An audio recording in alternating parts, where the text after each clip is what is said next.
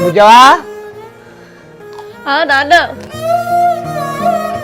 నాన్న భుజవా ఇల్లు నాటేయాలి కాదురా నీ కూలలో డబ్బులు ఇచ్చేస్తా మరి ఇంట్లో జాగ్రత్త మరి సరే నాన్న మరి టిఫిన్ పెట్టాలా భుజవా టిఫిన్ గిఫిన్ నాకు ఏమవుతుంది కానీ ఏంది ముఖం అంతా గట్ట డల్లుగా ఉన్నది గట్ట తయారైతుంది మరి హన్మకొండ హాస్పిటల్ తీసుకొస్తా నాన్న మరి ఏం లేదు నాన్న కొంచెం కోల్డ్ అండ్ ఫీవర్ కదా కోల్డ్తో కొంచెం అట్లా కంట్లో నీళ్ళు వస్తున్నాయి అంతే బిడ్డ ఇంట్లుంటే అంత బోర్ కొట్టినట్టయితే నర్వస్ ఉంటావురా నీకు చక్కగా అత్తమ్మ ఇంటికి పోరాదురా నేను భావన చేసుకోనని చెప్పేసి చెప్పినా కదనే ఎట్లా పోవాలి చూస్తే బాధపడతారు కదా మళ్ళీ నన్ను వాళ్ళు ఏమనుకుంటారు బిడ్డ మన అత్తమ్మ వాళ్ళైనా రక్త సంబంధమే నీకు కొంచెం వాళ్ళు పోతే రిలాక్స్ ఉంటుంది కొంచెం నర్వస్ తగ్గుతుంది పో సరే నాన్న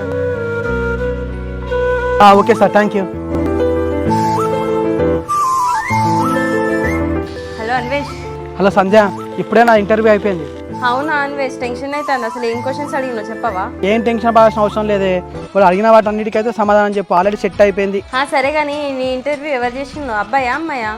నన్ను అయితే అమ్మాయి చేసిందే, ఆమె పేరు రేణుక అని చెప్పేసి అన్నది. సరే మరి నాకు కూడా ఆమెనే ఉంది, నేను లాగిన్ అయితే బాయ్ మరి. సరే బాయ్. అబ్బా నా కోడలు చూడక ఎన్ని రోజులు అయితే అంతే.